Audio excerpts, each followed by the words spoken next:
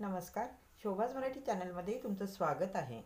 सर्व स्वामी भक्तांना, दत्त भक्तांना दत्त जयंतीच्या खूप खूप शुभेच्छा.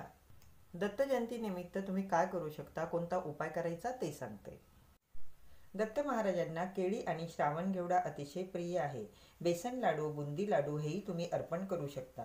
तसंच गोरगरिबांना वस्त्रदान, अन्नदान हे पण तुम्ही करू शकता. आज संध्याकाळी किंवा उद्या तुम्ही हे अर्पण करू शकता, दान करू शकता. उपाय कोणता? दत्त जयंतीच्या दिवशी म्हणजेच आज किंवा उद्या दिवसभरामध्ये हा उपाय नक्की करा.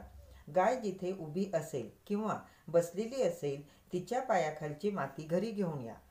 ती माती तुळशीच्या कुंडीत टाका. बाकीची माती इतर झाडांच्या कुंडीमध्ये टाकावी. हा उपाय केल्याने वास्तुदोष कमी होण्यास नक्कीच मदत होते. सोपा पण प्रभावशाली उपाय आहे, करून बघा. व्हिडिओ आवडला तर लाईक, शेअर, कमेंट करा. आठवणीने चॅनल सबस्क्राईब करा. धन्यवाद सर्वांना. श्री स्वामी.